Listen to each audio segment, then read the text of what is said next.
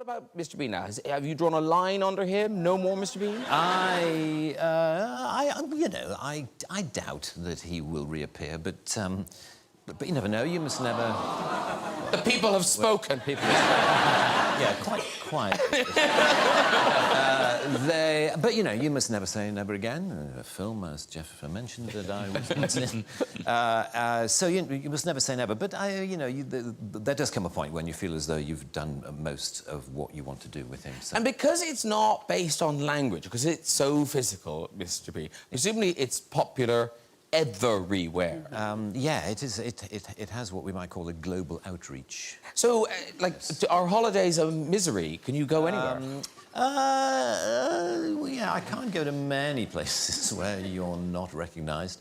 And it's the thing I find most tricky is when people don't recognise you particularly, but half recognise you. You know, it's that strange thing where they go. And of course that means they stare. They stare a lot, and they just look.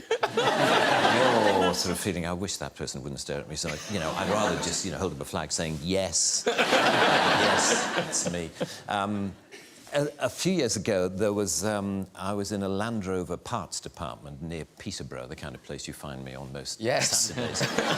And we're waiting for car parts. And car parts, guys hang around a lot because, to get a part, the guy has to go half a mile to the back of the warehouse and then come back again, and he brings it back. And he says, this is a left-hand one. Oh, you wanted a right-hand one? Sorry, I'll go. And back he goes, and it takes forever. Anyway, I was standing around with a group of guys, and I could see this guy doing that.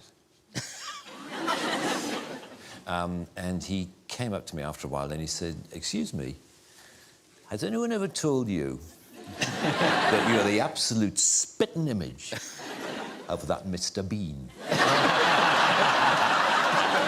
I said, "Well, actually, I am the actor who plays Mr. Bean." And he said,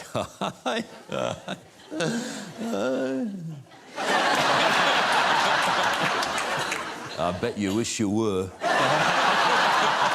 And there followed this bizarre conversation in which the more I tried to claim that I was the person whom he thought I merely resembled, the less he believed me.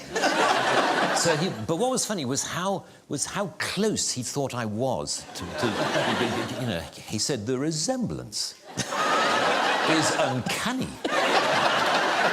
Have you ever thought of doing any, look-alike work, like, stag nights and hen nights? You can go along as Mr. Bean. And I said, no, and he said, because you can make an absolute fortune.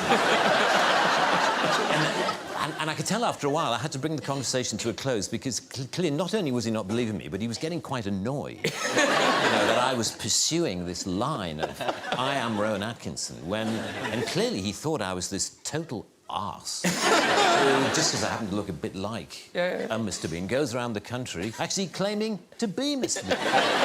What a twat.